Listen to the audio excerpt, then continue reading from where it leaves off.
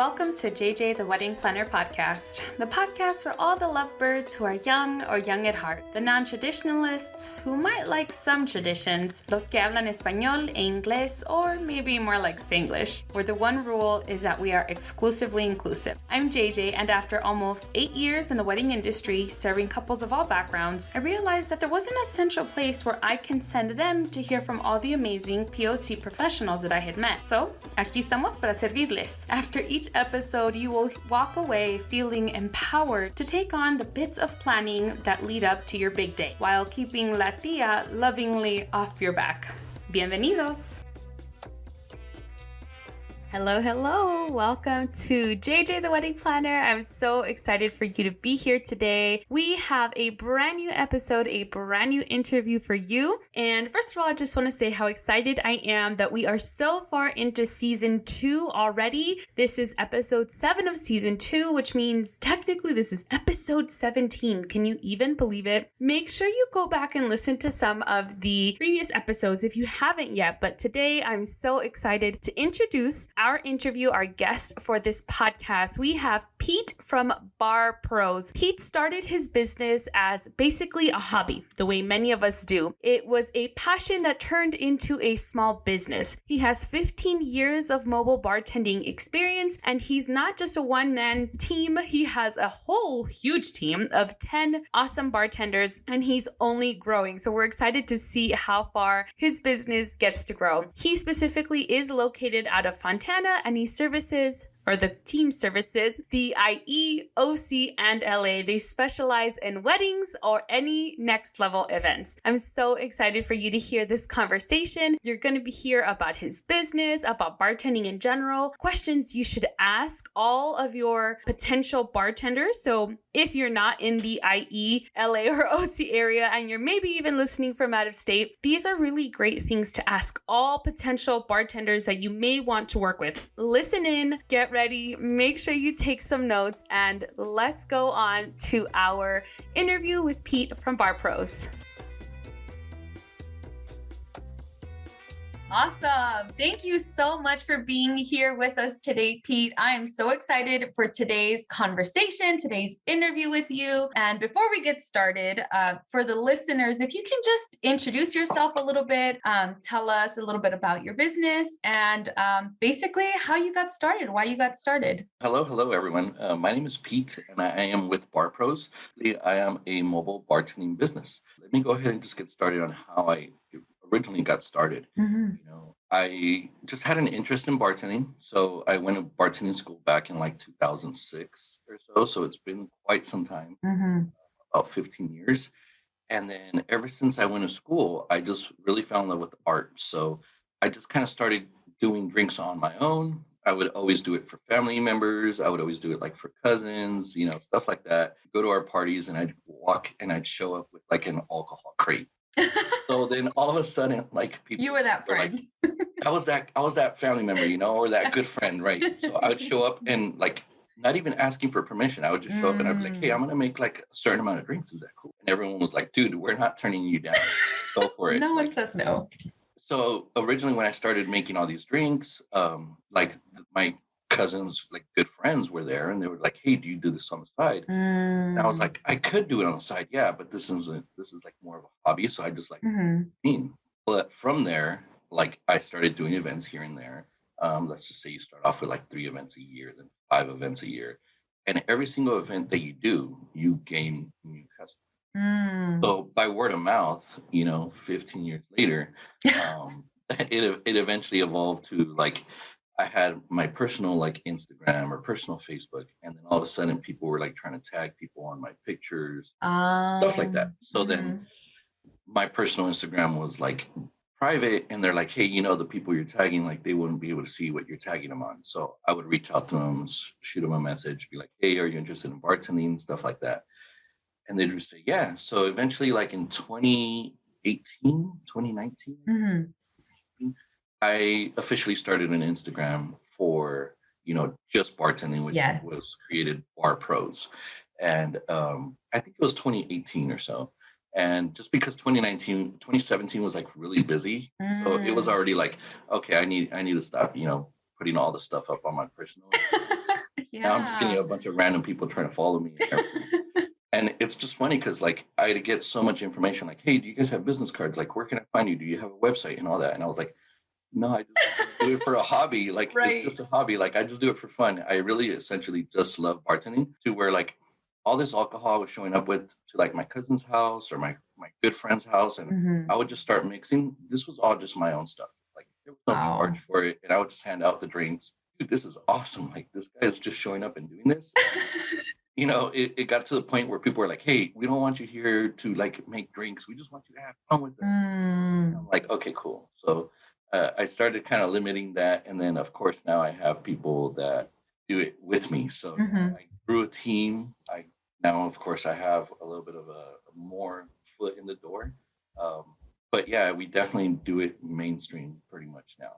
So we recently grew our team to about 10 different bartenders. Wow. We have a team of 10. I have a number of bars. So most of the bars that I have, I built myself. They're all hand built. They're all pretty Dang. nice. They all have a great design. They all have like little mini fridges in them, built-in drop-in ice bins. Wow. They're all pretty heavy duty. They're all industrially built, but at the same time, they fit your theme of your wedding. White, Mm. whether you want a nice white wedding with really nice flowers on it, or if you want like like a more rustic look, the boho theme. Mhm.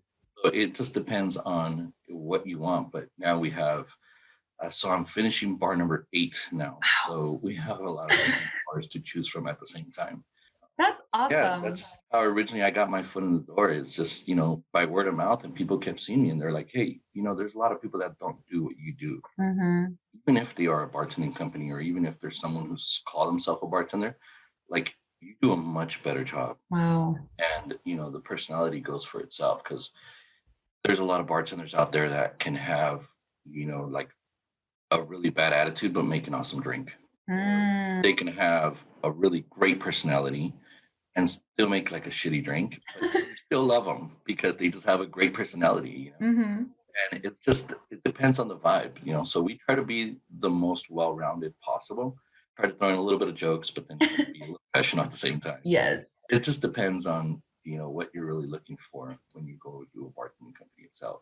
Definitely. Well, I think that's so important to hear like that background and how you got started because that's actually very similar to how I got started with my business of just like I have a theater background and I was just like, "Oh yeah, my cousin had asked me to do her coordinating for her day. She's like, "Can you just help us keep track of time?" And I was like, "Yeah." So then I just started helping her and then would for free cuz like coordination is expensive, but I just started doing it same thing for free for friends, family members, just for fun, honestly. Right. And I think there's something important to say about businesses that start that way. Not that everyone has to, but businesses that start that way, it comes deeper than just like, oh, I'm going to start this business. What do I want to do? Oh, let's do bartending because that's easy, which we know it's not easy. But Yeah. right, when you start from this passion, this hobby, this like, I just genuinely like the art of making drinks, right? And all these things, I think that's so important. And it shows on the business side when you're actually passionate about what you're doing because it's not just a job or a side gig or whatever. It's truly like something you're into. And you mentioned something really interesting that I actually want to ask you a little bit more about was, obviously you started just you doing this for fun. And then you went into, well, at this point, like you're saying, you're working on your 8th bar, you have a whole team. I know this, I hadn't prepped you for this, but what was kind of the reason or like, when was that moment when you decided to go beyond just you maybe, and just you and a couple people to like, you know what, I'm going to make a whole team out of this. I'm going to make multiple, what was like that shift for you?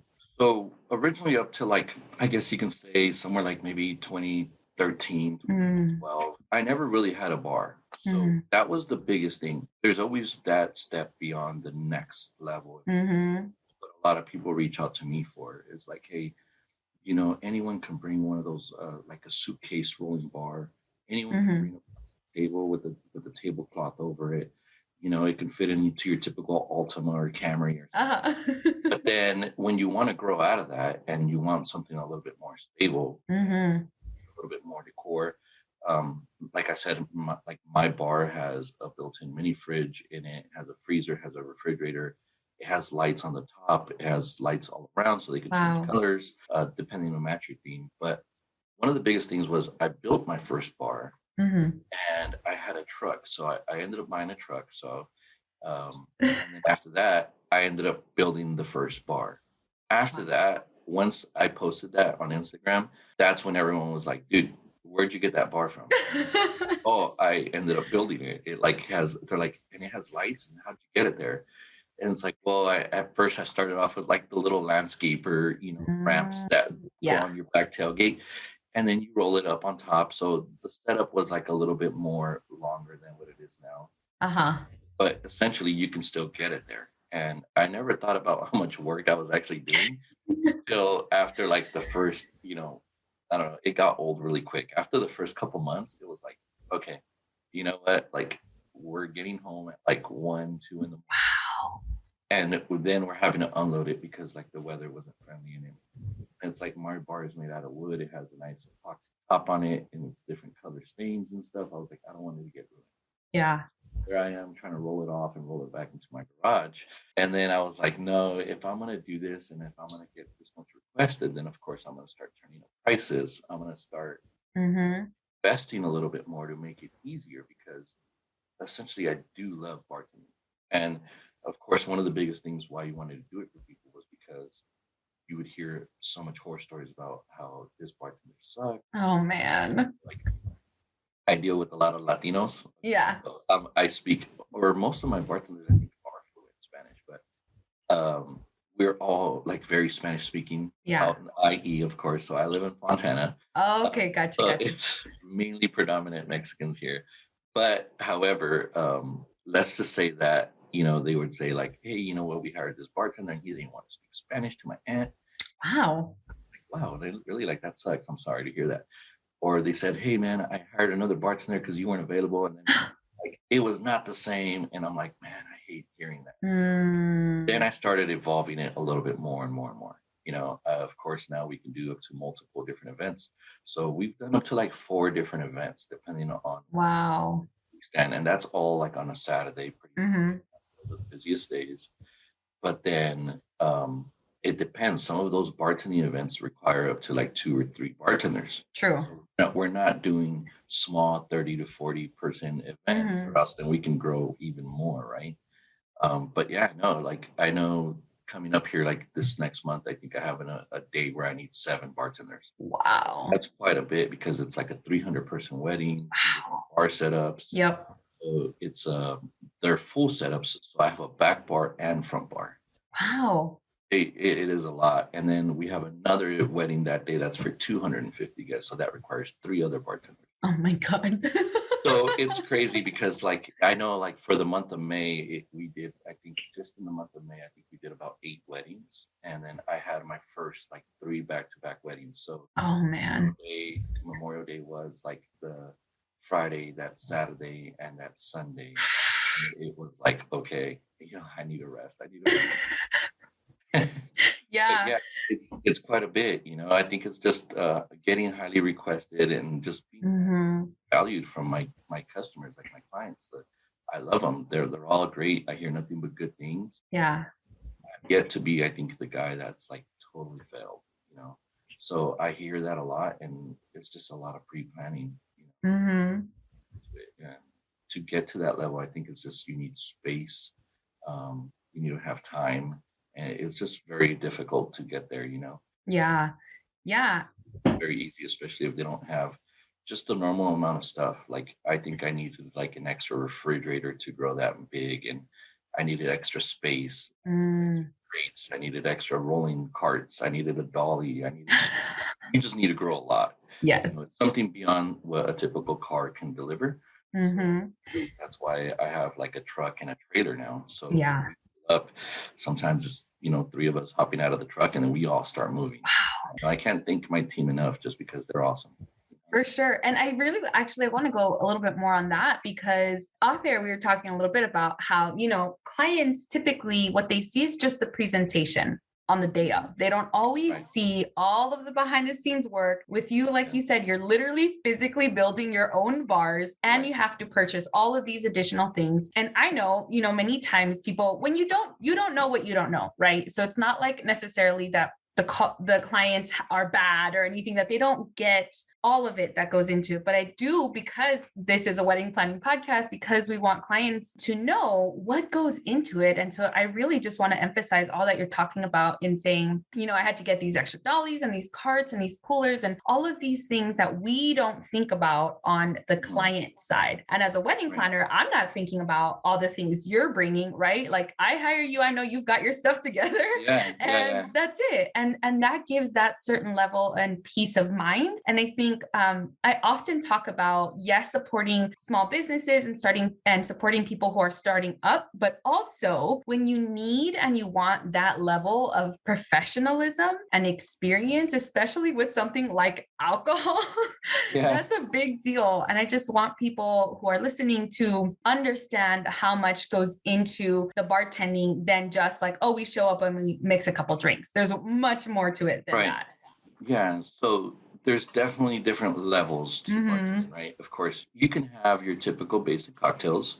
So some people are very easy. And sometimes I have heard the expression where they say less is more, just on the actual drink menu. And that is because some of their guests can just essentially come up and they'll see a lot of fancy drinks and be like named specific like drink names. Like it can be like the Blushing Bride. And they're like, okay, well, what's in that? And then they go through and they have to read the details, it's kind of like let's just try that. But essentially the drink might be like a scratch margarita or something. But it just has the ingredients underneath. But then again, like if people were to just show up and they see Jack and Coke on the menu, they're going to say, oh, yeah, that's an easy. I know what that's it. That's an easy one, right? Right. Yeah. So now I'm all for everything. You want simple, you want, complicated, let's do it. So it just depends on what you guys might want. I do offer a lot of my own craft cocktails, where it could get a little overwhelming if all the menu is, pure handcrafted. Specialty drinks. If they're pure specialty drinks, and especially if they're on natural mixers, right? I make all of my own stuff too, and I bottle and I take when it's stuff. So it does require, of course, a little bit more money. I have to provide those things. So Got it. Into a store and purchase like my Jamaica margarita. Yeah. Because they're like, wait, what's that?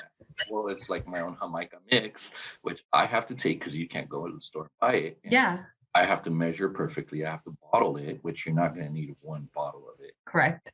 So it gets a little difficult, but at that, like, that's just one drink. You want like 6 different drinks that are all scratch handcrafted. And like to make one of those drinks, like I have to literally, to like make a lime mix, I have to hand squeeze about 5 pounds of one bottle, right? So yeah, I'm gonna have to charge you for that, especially if can't go to the store and buy natural. Freshly squeezed lime juice, but it does make a difference. And I get very picky with my drink. So I would definitely say, go with the picky person. I'm picky myself, and I'm all picky. So I want to be able to deliver the drink correctly, and I want the taste to be like something that no one's ever had, because I rival most bars. If you go to like Javier's in Newport and you have a cucumber margarita, there's many times where I hear, hey, your cucumber margarita is like way better. But it's because like you're paying like, I don't know, $15-$20 for that drink over there. And you're getting it for free at an open bar. True. So it's a little bit different. And of course, they're going to keep going down super smooth, all of these like mixes, they're so like well balanced that you won't have the overpowering alcohol in there. It's like super well balanced, and it just has many different flavors. You taste lime, you taste fresh cucumber, you taste the scratch margarita mix. It's all so well. But with that, I start prepping all of my stuff probably like 2 to 3 days beforehand. Of course, we all like now at the level that I'm at, I start packaging, I start putting everything in containers. So we have a tool list, we have a prep day list, we have another list of items that are in my trailer. That are already, okay, I'm going to use that bar is in there. I'm going to use that back bar as a combo. And then I'm going to use a little side cart, which I'm going to load up with my fresh mixes. Got it. just for speed, for presentation, for just the quickness, and to have the space. A lot of people don't think about, and I'll go over a questionnaire. So when essentially people call me, I go through a questionnaire list just to get an idea of what Awesome. your looks like. Yeah. Of course, I write down the client's name, the date, the type of event, which in these cases it's weddings. Then I write down, okay, is this indoor? Is this outdoor? What type of environment are we working in? Shade? Am I going to be on dirt, gravel, rocks, grass, cement? You know? Yeah, that makes a difference. I do. And then I also ask, like, hey, this is at a home. That's perfect. Now, do you have a side gate? Because my bar needs to roll in through the side gate. Normal side gate through a normal doorway. But I've had to like literally pass my bar through a person's home because that gate. So now I ask those questions ahead of time because my prep time for the day of might actually grow longer. Yes. Now I also ask, like, hey, do you have an outlet? It will get dark and I have my lights. I don't need you to provide a light above me or anything. Yeah. So I ask all those questions ahead of time just to be able to see that like my event is going to go super smooth. I don't.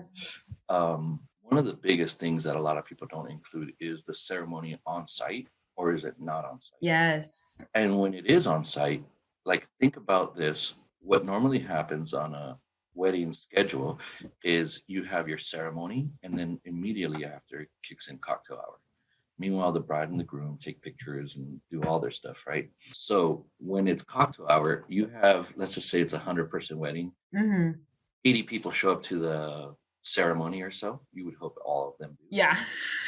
Some of them run a little late, or they just want to get there for the reception. Just the party. Yeah.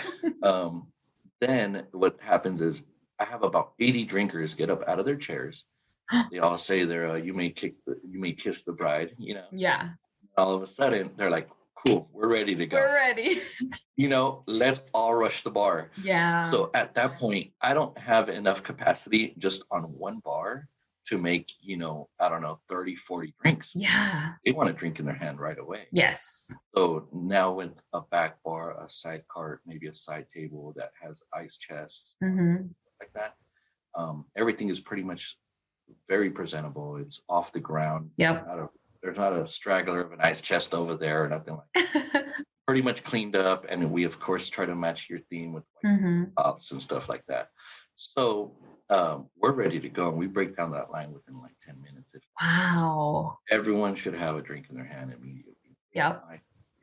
But it's not that easy, especially if it's a 200-person wedding. Yes. We've done up to a 450 party. Whoa. That is quite Those are crazy. That requires 3 full bars. Yes, I believe it. Or at least 4 bartenders, but we're there at least an hour and a half ahead of time for most weddings. And that's when we start kind of prepping all of our stuff. Wow. So like we would have the drink ready to where it's not diluting itself. But like if you're going to have a paloma in our paloma, it's tequila squirt, but it's got a little bit of the little magical spark that we throw. So chamoy, tajin, fresh lime. Make my mouth water. Yeah.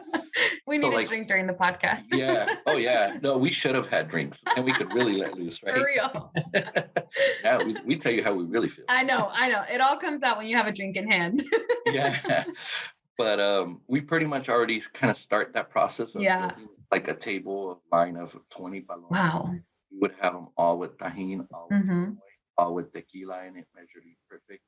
And then we'd have a freshly squeezed lime in there. And then we just wait to ice and then top with squirt. Wow. So it's not like actually diluting itself. Yes. Sun. This weekend when I showed up to my event, it was 99 outside. Oh gosh. Yep. And the ceremony was on site. So there were people sitting in the sun and they were a little bit aggravated when they can't have a drink beforehand. Yeah. So normally we don't serve the drinks until after the ceremony. Yeah. But it's a little bit of disrespect, I would say, to sit down with the Bud Light in your hand I during the know. ceremony. Also, though, if you're sitting in the sun with alcohol in your system, like that's the last thing you need during Yeah. a Oh, ceremony. people don't care. People want shots. They want everything, and then they start trying to throw money in the tip jar, and it's like, no, no, no, take Oh that my out. I God. cannot break these rules. You're right. My wedding So planner side is like, no, no, I do not yeah, need drunk guests. I mean, I'm more than able to, like, most of these places, venues, ranches. They all Yeah. have like either a bride's house, a groom's Mm-hmm. house, and I would be more than happy to like kind of set up a round of shots. Let's do 12. Let's do 13 shots, Mm-hmm. and let's take a tray over to them. So we'll walk them over to Nice. Love that. the bride's house. Hey, they need it. They're Yeah. out there. And then sometimes, like, I've had like the bride is so nervous that she's like, it's not ready. All you got to do is tell her, hey, the wedding essentially is not going to start without you. So take your Yep. time, Yep. if you need to get that nervousness out of you, then do it. But they're just worried about their makeup. Mm-hmm. It's just not right. So yeah, it's always, it's going to be fine. Yes. It's going to come out okay. I love that. I think it's so important, just like the whole feel, I think it's important to remember, like what you were saying, with the different bars have different themes and, different decor, and it makes a difference whether it's a small backyard wedding, because, we know COVID has happened and that's been a reality for the last year and a half practically, versus like a really high-end decorated hall or something. Like those are two very different feels. It's important to have that. And I think as couples, look into having a bartender and having that be a part of the decor, it's important to know that a company has multiple setups, that you have options that you can pick from, and you don't have to feel worried of like, oh, this is going to stick out, this is going to look weird. It's just all nicely done and professionally set. Yeah. And it definitely also, I've ran into some people getting married and they're having their wedding at a nice venue, but Mm-hmm. the venue actually doesn't allow any outside bartenders. Oh, yeah. At that time, sometimes I'm like, how come? It's not right, like that they shouldn't be able to allow. And then at the same time, there's also been venues where they say, hey, you need to use our bartenders and we charge you per drink. And it's like, What? what do you mean? Like, so I can't bring my own alcohol? And sometimes they say no, like, you would have to use our alcohol and we would charge you. Wow. So it would be like, wow, okay, that's almost forcing someone to like not have options. Yeah. So definitely look into that. Now, if it's a regular venue that does allow outside bartenders, Mm-hmm. of course, we do have everything to be able to perform those parties as well. Yeah. So, like, we do, well, just for starters, of course, I do have my liability insurance. Yeah. And then, of course, I have my fictitious business license. Mm-hmm. But then, of course, we are all certified and, of course, what they would call a license in California. Uh-huh. So just to kind of go in a little bit of depth, a lot of people ask me all the time, hey, do you guys have your liquor license? And I'm like, whoa, are you talking about bartending license? There's two different things. All right. So the bartending license doesn't exist in California. Whoa. I wish it did, but it doesn't. If it did, it'd make it harder. Mm-hmm. Kind of clean up a little bit of the slack of whatever bartenders are giving us a bad name. Yeah, those that just kind of half-assed. I feel embarrassed. I feel embarrassed about us. I'm a very like I just sin vergüenzas. Yeah. But they're the ones that are kind of giving a lot of us that are doing it. Yeah. Doing it to the T a bad name, because they're like, oh, well, my cousin had a bad experience at her wedding with this bartender. I'm like, well, please don't bring those guys up. Yeah.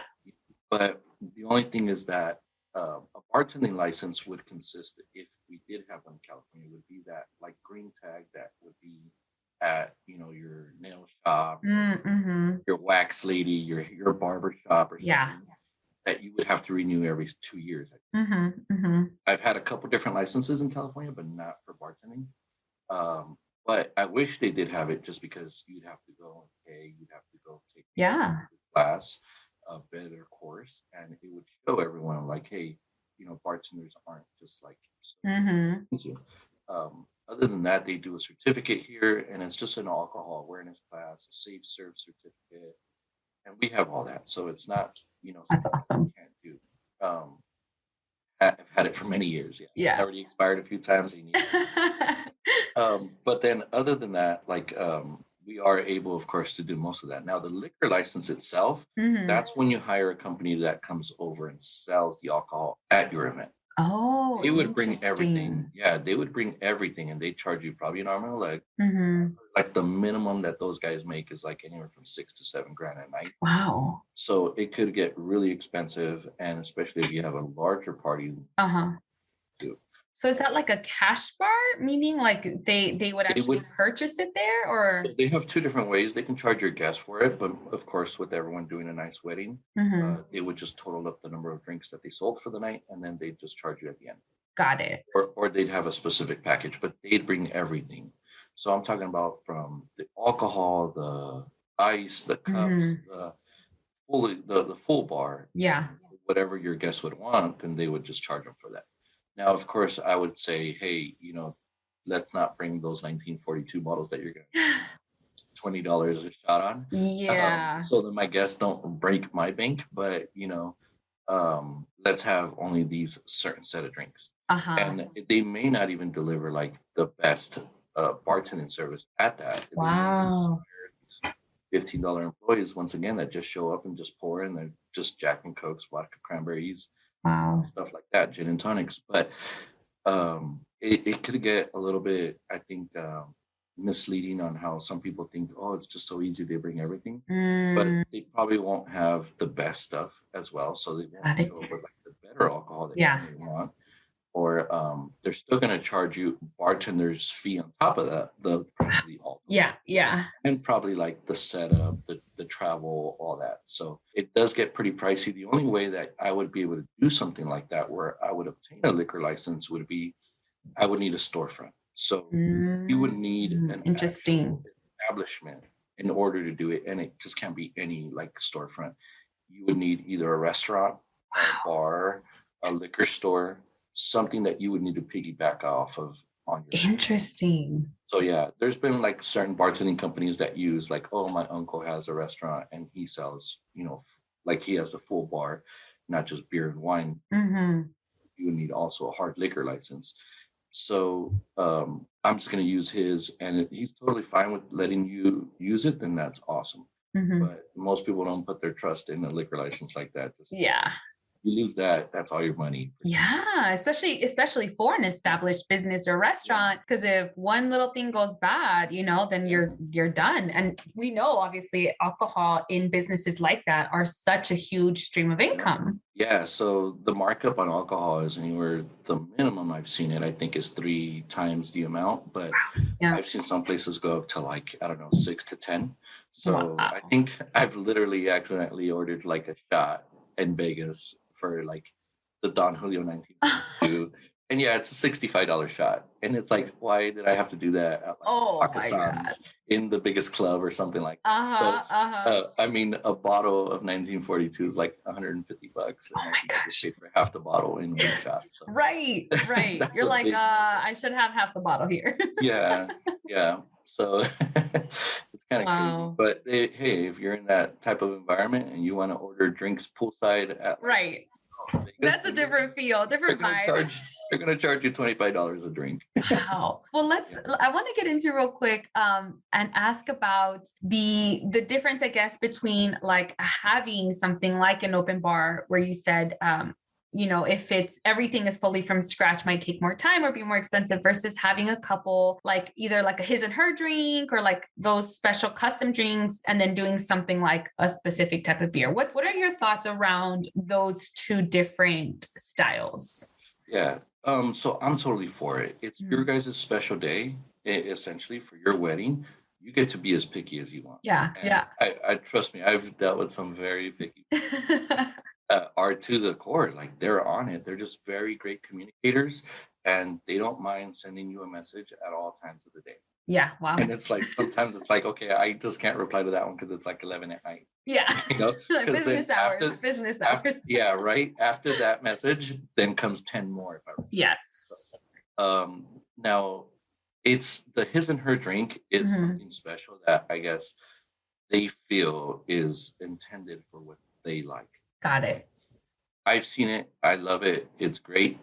The only thing is that I've noticed from your actual guests' feedback is that they might not want either his and her drink. I've seen that also. So now they are either they think I'm fully in charge of the list, of course, the guest, and they say like, "Hey, you don't have this," and I'm like, "Of course I have that. I have 10 bottles at home." Yeah. Oh, but do they have it here? No, it's a different story. They don't have that here. Yeah. But it's just because they selected their list. I do give like a top 10 list of what really goes for a lot at a wedding. And if they really want to serve it, then that's great. I mean, the old fashioned is very popular. That's a very stiff drink. That's a great groom's drink, right? Yeah. It's something that he essentially loves, and essentially like maybe his closest friends love. Yeah. But your uncle may not love. Yeah, true. The wider group. Yeah. Now then it's a very, like, I would say guys predominant drink. It's all my fiance loves that one too. I'm just like, yep, that sounds about right. Yep. But I can't picture a lot of the bride's, friends drinking that. Now, for the bride's drink, I've seen anything from like, I've seen something simple as like a Malibu pineapple, but then I've seen something like a Moscow Mule. And they could do it from like a Moscow Mule. They could do it a tequila mule. They can do it a bourbon mule.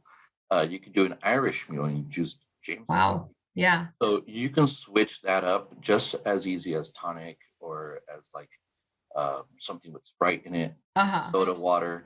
So any alcohol goes with tonic. You can do tequila tonic, vodka tonic, anything like that. Whiskey tonic, lime squeeze, same thing with soda water, almost same thing with ginger beer. Wow. So it's a very good drink. What I suggest when that's interesting.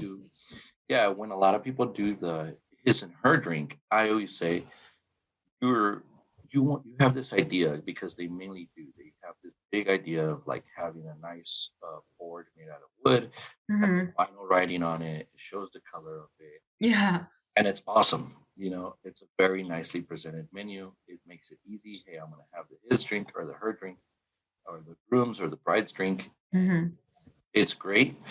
But how about like having I don't know, if either one of those drinks aren't like a cranberry vodka, how about you just get like a $13 bottle from Costco of vodka and a gallon of cranberry juice, and you just keep it back there in case they don't like the his and her drink. That kind of like third option off the menu option. Yeah, or something like that. Or like, I know that for the older tias, they all love the Malibu pineapple. That's so funny. So all right, have a bottle of Malibu. It's $15, and a can of pineapple juice. Yep. So you can always have those behind the scenes options, even if you don't have them on the menu, and it would literally go a long way, because now you would have to pretty much buy less of the his drink or the her drink. I've told some people many times, like, hey, what kind of beers are you having? They're like, oh, we're only going to have Modelo. I'm like, okay. I was like, you have a large, like 200 people or 175, something like that. You will need essentially like anywhere from 12, 24 packs or up to like maybe 15 or 16, 24 packs for your wedding. You can easily grab one of Bud Light instead of doing 15, 24 packs of just Modelo. You can do like one of Bud Light or one of Pacifico or one of 805. How about you give people options, and until those run out, then, they ran out. Yeah. They're like, nope, we're going to do all Modelo. Hey, it's your guys' wedding. That's totally fine. But it's just a suggestion, and people do show up, and you get that like one uncle that wants Bud Light or Coors Light, and they're like, why don't they have it? And I'm like, well, sorry, they wanted to go with a little bit more of a man's beer. Or they didn't want you guys to hydrate as much. I know. But, so it's all just up to whatever people want. I've seen that a lot too, but they're very set on these options. Yeah. That's all the family drinks, and then that's great. I've seen people do that, and that's all that gets ordered. Wow. So I'm like, okay, maybe they know their people. Yeah, they really knew their guest. And then sometimes like other people don't know who their plus ones are going to be or something. Yeah, true. They don't know who exactly is at the wedding. But yeah, and sometimes, just giving those options, I think is great. But your typical Jack and Coke is like one of the number one requested drinks. The Yes, vodka yes. cranberry, you can have a very nice craft, specialty drink on the menu, and some people might be like, I'm still sticking with my beer. Mm, You really can't make people drink it just because you would think, hey, it's the exactly. best one ever. You know, I have, I don't know, I would say a number of specialty drinks, but not all of them, in my opinion, they're all great. Hmm. I can probably drink them all, probably all night long. Yeah, But doesn't mean that they're going to be for everyone. true. Hey, that's cool. You made like a coconut margarita, but the coconut margarita is not like, I just don't like coconut. That's perfectly fine. And then I would say, hey, try this one. And they're like, well, that still has tequila in it. And I just don't drink tequila. And I'm like, got it. okay, now it's like you're not giving it a chance. Yeah. They want their vodka or they want their scotch, they want their whiskey. It's all up to whatever they want. Yeah. Yeah. But I mean, I love having options. I don't limit a person on how many drinks they can have unless it's a really big wedding. Then I would say your key point is anywhere from 5 to 7 drinks. Mm-hmm. Oh my God, yeah. I can't imagine having 7 drinks. Right. But I know some people have higher tolerance, but I agree. It's important to cap. I have those right. And then I have those guests that make it a game. They're like, hey, let's start from the top to bottom. And it's like sometimes they don't make it to the bottom. Yeah. Then you have the drinkers that just show up and they're like, hey, can I get this? Can I get a double? And I'm like, well, oh yeah, already strong. And they're like, no, that's fine. Trust me. And then they get it and they're like, ooh, that's a lot. I'm like, well, you just like I told you. Yeah. And then they're like, I was like, okay, that's fine. And then after I warn them about like, hey, this is your second one, just take it slow. It's been only like 20 minutes and you're yeah. And I was like, the first drink that you had hasn't really hit you. So you had like 4 ounces of hard liquor in there. Yeah. They're like, oh no, I'm fine. I was like, all right, just they get all like, well, you don't know I could drink. And then they take it as a challenge. It's like, no, that's not the point. Really do not take it as a challenge. Like, yeah, I don't want to press your buttons. I'm just telling you to take it slow. You're going to be that guy that is going to be night at 8 p.m. Yeah. It's unfortunate how many weddings I've been a part of where there's always someone asleep. I'm like, what is like, you just wanted to black out. You're not drinking to just enjoy and have fun. It's beyond. And it's like, then it's up to you as a bartender to cut someone off. And that's just, it's not fair all around as a guest. So any guest listening, please don't be that person. Right. And not just that, also like they're all of a sudden not in tune with the party. So someone has to go take care of that person. Yes. Their wife will come back like, oh, he's in the car knocked out. Like, I'm sorry, I kind of told him. She's like, no, you're right. You did. You straight told him, don't do that. Don't do this. But he didn't want to listen. Those special memories aren't going to be there. I always use the turtle in the hare reference. Hey, race. Yeah. Okay. It's not a race to get knocked out. Exactly. So just take it slow. It's a long night. Most weddings are not 2 hours. Yeah. I think I did 8 hours of bartending this last wedding. Wow. So it started at 4 p.m. at midnight. That's 8 hours. Yeah. Hours of drinking. That's a long time to be drinking. So it was quite a bit, So definitely just take it slow, take your time. Party. I mean, a lot goes into weddings. Definitely. Aren't cheap. They're only getting more expensive. So enjoy their day. Yeah, definitely. Well, as we're kind of talking about, you had mentioned some things for the people planning. I couldn't get that out for the clients or the customers planning in venues. You mentioned a little bit about some of the things, that they should know about venues going in, but what would you suggest, if a couple is looking for a bartender, what do you think are some of the questions they should ask this potential bartender, whether it's you or maybe they're in another state listening and it's somewhere else? What do you think are some of those important things for the couple to know about their bartender or bartender company? I would definitely pick their brain. Like, what do they offer? Some people don't offer everything. I'm not gonna lie. I don't offer every single thing. Some of the things I don't offer is all of the alcohol and all of the mixers. I can do it on special requests. I've done it before, but it just comes out more expensive. Yeah. So I know, a budget is super important to think of. Yeah. I've literally made like the best drinks and I think the best menu for people when they don't have a budget. Mm-hmm. They go out of their Yeah. way Yeah. and I'll go out of my way. Like, okay, cool. Now it's a party, And it's usually that nice, the people that just really care about alcohol. They really want the party to like the life. Yes. And I've bartended a lot of boring weddings, sorry to say, where it's just like, hey, we only want this, we want this, and we don't want people to have shots, and that's cool. But people are kind of like, they don't liven up, so they don't get into the party as much either. Yeah. It's like it's your prerogative as the client to make that choice, but also this is how it will affect the feel of the event. Right. And some people are like, hey, we want you guys to take full control of like the bar menu and what you guys will be serving. Mm-hmm. We want this to be fun. Yeah. So like, what can you offer that would be fun? It's like, well, I'll bring an extra server. We'll do like these Mexican candy shots that are delicious. We'll do different flavors. We'll do watermelon. We'll do the mango. We'll do the orange. And they're all like little shots. They're 2 ounces. They're with tahini. Want us to turn it up? That's fine. We'll be on the dance floor with the serving tray. Yes. So yeah, we literally go out to you. And I love that. It just depends. It might require an extra person and extra hands, but that's not a big deal. Now, also, what some people offer and some people don't is like, I know that like I offer a bar. Your bartender may not offer a bar, and they may offer a bar. Now, aside from that, do you bring cups? Do you bring ice? Small stuff. We always supply all of the garnish for all of the drinks, whether it's the limes, lemons, oranges, cherries, grapefruits, mint leaf, anything like that. Wow. Also always supply all the seasonings. Okay, so the tahini, the chamoy, the salt, the sugar, simple syrups, grenadines, stuff like that. Wow.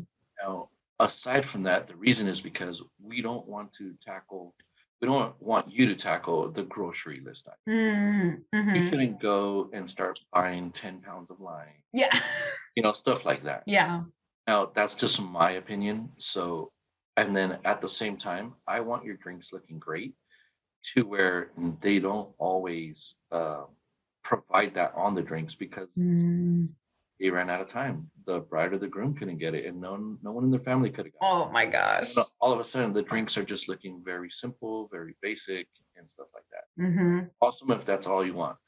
I've had weddings that buy nothing but Kirkland alcohol, which is a brand. Yeah. And the whole wedding has fun. Okay. But then I've had some people that, oh no, we don't want any of that here. So they only want top shelf items. Yeah. You deal with it. Okay. But that's perfectly fine. It's all up to you. It's your okay. We're willing to work with anything that you give us. But that could affect the budget. Some people want nicer stuff, but then they don't want to buy the nicer stuff. Sure, the drinks are going to taste better with better tequila. Yeah. Or they're going to taste better with better whiskey. And it's just like, okay, well, then sometimes the budget doesn't allow for it. So that's where I let them. I do give all of my clients like a shopping list. I guesstimate it based on their guest. So that's so helpful. Right. And ever since the pandemic, I've had to readjust that number too. So true. Let's just say before the pandemic, my adjustment was about 15 to 20 guests will drink one big bottle of the Kirkland size. The Costco size, which is the 1.75 liter. Every 4 hours. Wow. So 15 to 20 guests would have drank one big bottle every 4 hours. So interesting. It was, but now since the pandemic, I had to turn that down to 10 drinkers will drink that. Because they're drinking more? They're drinking more. Wow. People are coming out and they're really wanting like let loose. We've been stuck in the house for a year and a half, so we're trying to party. I think that it's not only they're drinking more, it's they've built up their tolerance. There's been so many That's like interesting. at home drinks. Yes. I post them on my social media every once in a while. I'll post like, hey, this is how you make the proper thing. Or hey, if you don't have this bar tool, this is how you can actually rim a cup. Oh, that's dope. Rimmer, you know. So I'll post up like little videos here and there. So I show like at home drinking. Yes. And it's really cool. But it's just they've built up their tolerance, been in the house all day long, and they couldn't go to bars. So now they're at home just trying to make their own drinks. Some of them probably made their drinks extra strong, you know. Right, because it's your own stuff, so you're just pouring. Right. Definitely, if you guys don't know your bartenders, I would ask if they do like a drink tasting. That is very important. I offer it to my clients that are willing to pay for like that higher end package. Yeah. One of the only things that I've noticed with that is that I don't make it easy because all of the drinks are really great to where now they just have a tough time. Yeah. So too many good options. Man, yeah, we want them all. I just brought you 20 drinks. Oh my God. All 20 drinks. So I have a sample sheet that says like the type of alcohol. So I bring about like 5 whiskey, 5 rum, 5 tequila, got it, vodka, and we'll go from there. And at the very end of the chart, it has a rating level 1 through 5. So, cool. You know, I give that to the bride, I give that to the groom, and then I limit my drink tasting down to 6 people. Party. Yeah. For 2 hours. So keep in mind, you will have a sample of 20 drinks within those 2 hours. Oh my God. Right. And sometimes those are a lot more funner than the actual wedding. Yeah. Because you have a little crew. I mean, you might have like, you know, a bridesmaid or a sibling there. Yeah. You want to have, I usually always tell the groom, hey, you bring 2 of your closest people, and the bride, you bring 2 of your closest people. And like the maid of honor, the best man or something. And then what happens is they normally go through that drink tasting and they just have a blast. And they're like, the groom this weekend says he didn't feel a buzz till about 10 p.m. Wow. Because he had to take so many pictures. He walked around up and down. Yep. It was like, okay, let's go do the toast. Okay, now we have to give the speech or it's nonstop. I haven't been able until I start taking shots to kind of get a good buzz. Yeah. It's hectic. I know weddings are busy. Yeah. So especially for when it's your special day. So yeah, we'll be getting pulled left and right. I always suggest, hey, if you're gonna have like shots, then that's fine. I would suggest his and her bottle. You want your good stuff. When you guys come to the bar, you ask for that special bottle. We'll put it down and we'll keep it for you. That's cool. You know? So we don't want to give you that harsh alcohol. Yeah. So like if I'm paying for it, I might as well get the good stuff. Yeah. Well, for mixed drinks, that's nice. But there is a number of guests that will say, hey, let's go to the bar and let's take a shot. At that point, it's like, okay, like you can't really say no. And if not, you're not even buzzed. So you want to say, yeah. So let's do it. And there's so many people there that essentially you just love. It's, you know, your closest friends, your closest family members you probably haven't seen after this pandemic a few years. Maybe. Yeah, I know, right? You already hadn't seen them for 2 years and now you really can't see them. It kind of sucks. There are a lot of people that fly in from out of states, different areas, and then you haven't seen those family members or friends for a long time. College friends that moved up and moved out. So, like, man, let's reminisce the good times. Let's go have a good shot. You know? Yeah. Sometimes they pull them to the bar and it's like, all right, if you set up, if you guys want them chilled, I'll chill them for you. It just depends on what they may want. Yeah. But yeah, definitely, I would say question their skill level, how long they've been doing it, what kind of experience do you have, how often do you do weddings? That's good. You know, I'm going to tell you right now, my first wedding that I think I ever did in like 2007, because it takes, I think, a year or two of bartending to actually get your first wedding. Yeah. But yeah, I think I did my first wedding in 2007 and it would look nothing alike of what I do now. Yeah, right. Which is a good thing, right? That's how it should be. Progression in business. I think, the first wedding I ever bartended was at the George Dean Museum in like Beaumont. And that was like 2007. And it was funny. It was just like out of nowhere.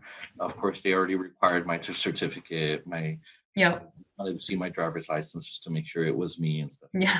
That was fine. But I think I was charging like, I don't know, $25, $30 an hour Oh, for a wow. bartender. And it was like two bartenders. But we each got like $25 an hour. So it was still Uh-huh. like only a $50 wedding at that time. Oh We my didn't provide gosh. anything. Yeah. Yeah. So I think at that point, you're just kind of winging some of your events. Yeah. Yeah. It was a great time. Everyone said we were the best. But there was like a lot of things where it's like, oh man, we don't have a knife to cut these lemons. Mm, Something like that. But yeah, we would have definitely done it different going for into that. sure. But yeah, it's been a wild roller coaster, and we're only going to learn and we're only going to get better. That's right. That's right. That is so awesome. This has been so good. And again, I think like that's why it's so important to hear the professionals who are in this, because I can give a couple bartending tips and I can tell my couples, oh, yeah, make sure you ask these certain questions. But this is much more in-depth information, like hearing it from you, hearing your experiences, the types of things they should be asking and looking for. I think that's just invaluable information that and again, like you don't know if you don't know. If you've never planned a wedding, you don't know what to expect. You don't know what questions to ask. And so I just thank you so much for your time and for like being a part of this. And so where can we find you online? I know you mentioned you're in the IE, but do you travel? Are you online? Where can we Yeah. look you up? So recently, just with the immediate growth, I do pretty much only would do the IE for the moment. I am taking some 2022s so it's gotten really busy for me. Yeah. It's essentially. That's awesome. So for 2022, I'm almost fully booked. Wow. We're in now the March of this year. Uh-huh. So we're in 2021. Yeah. But March of 2021, all of 2021 Saturdays were fully booked. Wow. Yep. So we're floating around 100 events this year. Wow. Okay. There's only 52 Saturdays in a year. Yeah. And people want me to be at every single one of the events. Yeah. It's just not possible. Right. So we do LA, we do OC. And then, of course, we are located in the IE. Some of the events are limited. If I already have 2 events in the IE, it's going to be very hard for me to make it out to like Palm Springs. Yeah. Yeah. That same day. If they're all grouped closer together, that's when I get to be able to plan my logistics a little bit. But that's just because I can't afford to travel at the time, especially if they need a bar rental. Yeah. So every once in a while, like I'll have 2 of my bartenders show up, and they will do the event for me. But then getting a bar would be the difficult part. Yeah. Yeah. Definitely. So I know that when people see my setup, they're like, "Oh, we want that specific setup." But I'm like, "Well, that specific setup's already rented. It's already booked." Right, by another wedding. So it makes it a little bit difficult, but I do have an Instagram, bar_pros_. Awesome. And we've been doing it for a very long time. I mean, I think my girl's been bartending with me since 2017. Wow. It's already been a good 4 or 5 years. And then after that, I do have a number of bartenders that have like 5 years of experience. Wow. So they all did it for restaurants. They all did it they did mobile, which is what I've done as well. And it's just getting those next level events where you can bring the bar, bring the whole, feel. Yep. What gets a little bit more difficult. But aside from that, I don't do a Yelp. I don't do. I don't know if you've heard of Thumbtack. I have heard of it. I've never really used it either. Right. There's just too much out there. Can't be on everything. Thumbtack is that app where you can go and search for people, but they're entrepreneur type businesses. Got it. Like photographers, like DJs, like all that wedding planners. But I'm not on there just because of the fact that I'm almost booked to where if I was on Yelp, I would just turn down. Yeah, you'd have to be turning everyone down, which is a good problem to have. It is a great problem to have, but I think the experience speaks for itself. For sure. I do love what I do, so I could, like I said, I almost did it. I did it for free. Yeah. And just because I love it. So. But also, we do have a Facebook. I'm not really on it, but it is Bar Pros as well. Perfect. And then it is, just the Instagram is the main thing. On there, I do have a contact. It does have options to email, or you could send me a direct message. stuff like that. Perfect. But Awesome. yeah, definitely reach out if you guys have any questions. If not, give me a follow, and you guys Yes. those of the events. I do show a lot of the behind the scenes type Mm-hmm. how I show up ahead of time. I show the venue completely empty. I show stuff Yep. nice, how we're here, we're just waiting now, and stuff like that. So it is a little bit of the behind the scenes. And Yeah. like, hey, you see all those drinkers over there? They're about to get up and they're about to come to us. So Yes. we are basically fully prepped. We show all the drinks that are kind of just sitting waiting. Yep. Give them options of what they want. That's awesome. But yeah, so but it's something that they could gain, and they'll be able to see my work. Mm-hmm.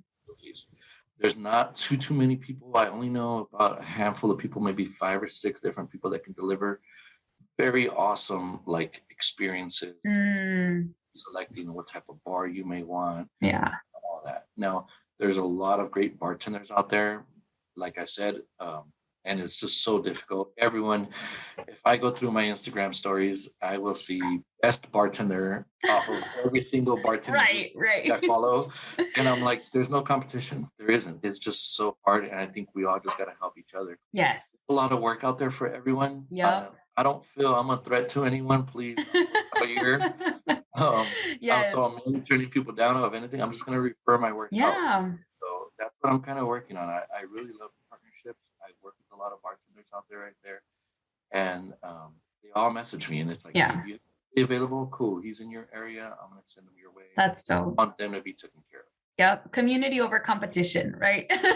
Right. Because there's only so much that can be done. I mean, same here. Right. Like if I have a date booked or it's something that's too far, I'm not going to be mad. I'm like, I'll just refer someone that I can trust, that I would say, hey, there's this person. And that's, I think, how we grow in general in community, like, and helping each other out, and, not having that era of like competition, because there's only so many events you can do in a year. Like you can't do every single event, right? That's just not a thing. But but it is a good reminder to say, like, book people out as far as possible, because we mentioned this a tiny bit, but we're getting this big boom right now. We're in June of 2021, and we're getting this big boom of people who are planning events, whether it's just regular parties or quinces, sweet 16s, weddings, obviously, but things are getting booked out. And so it's important for people to remember, like, even if you're thinking, oh, it's still 2 years out, hey, I'm already booking into 2023. Right. So, it happens. And it's like, just get in contact. If there's someone specific that you want, if you want Pete, if you want his face with a specific setup, then you better contact him soon so that you can actually get that. Right. For 2023, I think I have 4 or 6 events. And the funny thing is, most of them are quinceañeras. Yeah. The reason is because that's the year that their daughter will be 15. Same here. So they can't do it the year before. Yes. And they don't want a sweet 16. So yeah. They'll have to push that out. But also, when you guys reach out for a bartender, I would definitely include maybe these 4 to 5 things. Mm-hmm. Include the city that you're in, because SoCal is a very large area. Oh yeah.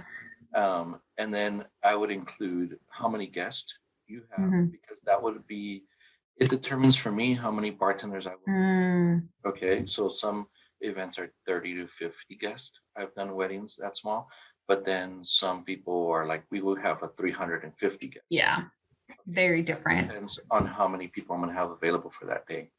Another thing will be also, if you need a bar for the day, your venue might already have a bar. True. So I can easily, send some of my bartenders to go work that event. And they all have great personalities. Don't worry about it.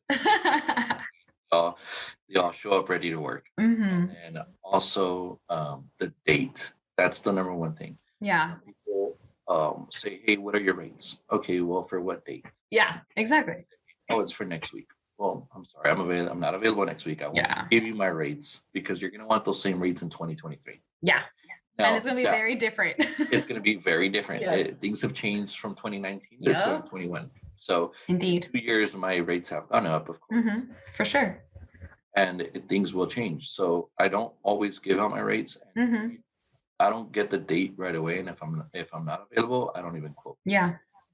Because there's no point. I can tell you I'll do your event for $10 an hour, but I'm not booked. I'm not available. Yeah. You're like, At that case, they're like, oh, well, great. We wouldn't want to do. I'm sorry. Yeah. So it doesn't matter the price if I'm not available is what it is. True. And then from there, just the guest count, the city, and then of course, some venues, like I'm not gonna lie, when it's a venue that requires me to use my general liability coverage, of course, I will charge a little bit more because not every bartender has it. Yep. Not every bartender is certified. And that takes special requirements to select someone to be able to do it. Yeah. So it does go a little bit extra when they want that. And then I know I've dealt with some people say, oh, we want these type of cups that you showed in these pictures. Cups are those nice, hard, clear, crystal clear, hard plastic with the gold rim. Yes. Those cups are a little bit more expensive than your typical like 10-ounce Costco cups. Yep. Now the Costco cups are cheap. Just depends on your budget. You can do really nice or you can do really, really budget. So and some people are totally fine with budget. Some people are totally fine with, paying the extra money. Just depends. They're working with, right?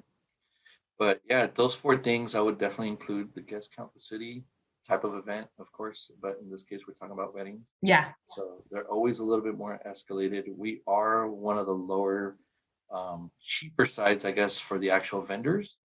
But the part that gets you is how many guests you have and how much alcohol you. Yes. Now, I don't provide the alcohol, like I said. So that I give a quick breakdown of how much to buy, how much of each bottle, depending on what drinks you're having. What you pick.